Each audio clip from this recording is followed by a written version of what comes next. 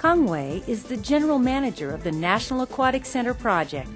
它的理念呢，主要就是说是水的立方，就是水的泡泡一样，这么一个理念。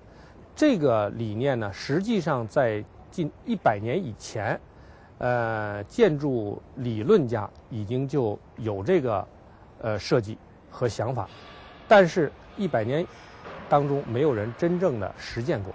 那么今天呢，我们在这里面把它做出来了，我们非常高兴。This building, besides being so beautiful, is a big challenge because no other building has to have athletes and water inside.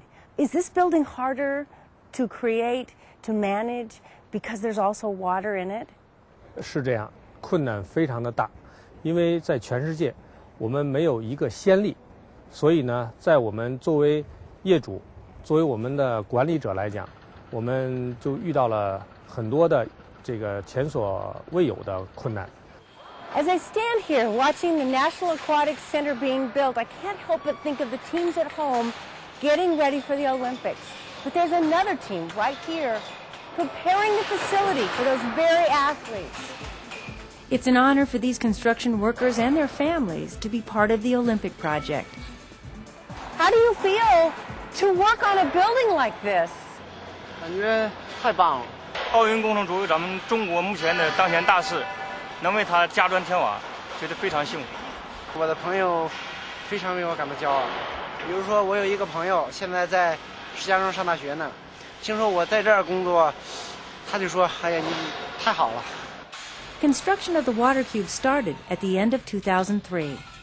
我们知道做什么事情啊，都要有标准。那么我们没有标准，我们需要自己创立一套标准。这个项目呢，体积非常的庞大，那么它总共有8万平米。我座位呢，就在赛时的时候就17000个座位。我们必须保证它的安全性、可靠性，还有它的功能。那么也包括我们的工期，必须要保证08年能够使用，还要保证我们的投资概算能够控制得住。This is the inside of the National Aquatic Center. The cube is special because it's a gift from the Chinese people to the 2008 Olympics. 2/3 of the $130 million needed to complete the construction has already been donated, and the contributions continue to just flood in. 这个项目呢，是我们的海外华人华侨自愿捐资建设的。那么主要是想体现一个，就是我们中华民族100年奥运，就是很珍惜我们得到的这次机会。那么还有一点，就是我们要对得起这些自愿捐款的人们。我们所有的这个工作的当中，从我和我们所有的同事们都有这个概念。The cube is the physical embodiment of the 3 themes of the Beijing Olympics. First, the funds came from the people. Secondly, it's green.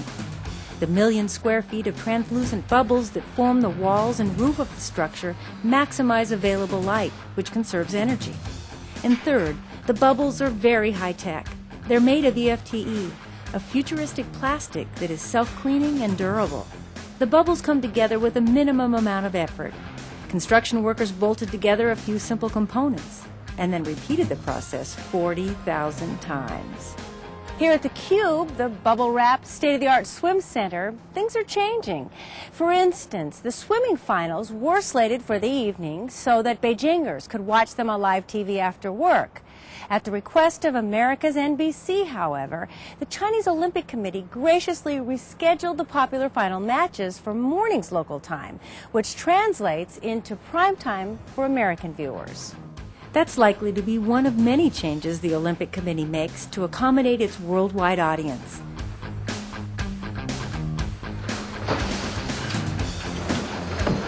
When it comes to unforgettable moments, this building, the National Indoor Stadium, will have it all. Speed, grace, drama, fashion, and let's face it, sex appeal. What will happen here? Gymnastics. The stadium will look modest in comparison to its visually striking neighbors, the Bird's Nest and the Water Cube. But the sellout gymnastic events will attract some of the biggest crowds of the Games. It's the only one of the three main venues solely designed by a Chinese architect. Wang Bing's portfolio includes the expansion of Beijing's main international airport. There will be 31 competition venues used in the Olympic Games. The indoor stadium is one of 12 being built from scratch. Inside, the roof is inspired by the shape of an ancient Chinese coin, round at the edge with a square hole in the middle. Sun Weida from the Beijing Olympic Committee says the design reflects the old and the new elements of Chinese culture. We want people to know that China is a developing country, and also we have long history and culture. We want actually the world to share with us our history and our culture. And equally important, I think it will be a better chance for the Chinese to learn more about the cultures of other countries in the world. With temperatures soaring into the 80s, it can get pretty hot and humid in Beijing in August. So Chinese engineers are insulating the roof of the indoor stadium with 9 layers of specially designed material to keep it cool. In addition to the always popular gymnastics, handball and trampoline will take place under this roof during the 2008 Games.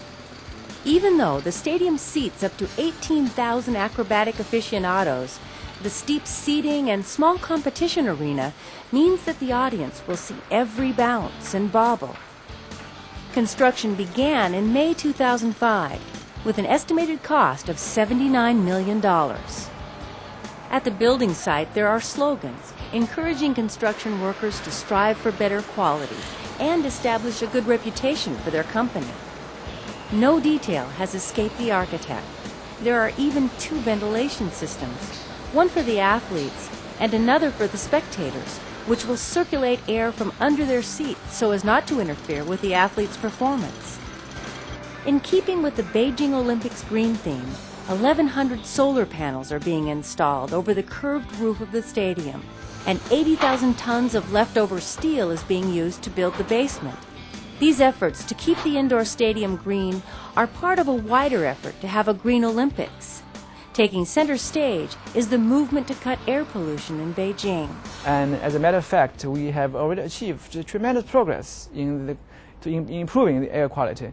For example, back in 1998, Beijing only had about 100 days which were ranked as good air quality days, which accounted for about 28% of the whole year. But last year, Beijing had altogether about 234 days of blue sky days, or good air quality days, which accounted for about 64.1% of the whole year. So we are making all kinds of progress, and I think because of the Olympic Games, I think people's lives are being affected in every possible way by the Games. Improving lives is the rationale for the modest design the architect put in place. The stadium must be flexible enough for the people of Beijing to enjoy after the Olympics. That's when the National Indoor Stadium will play host to everything from local sports competitions to rock concerts.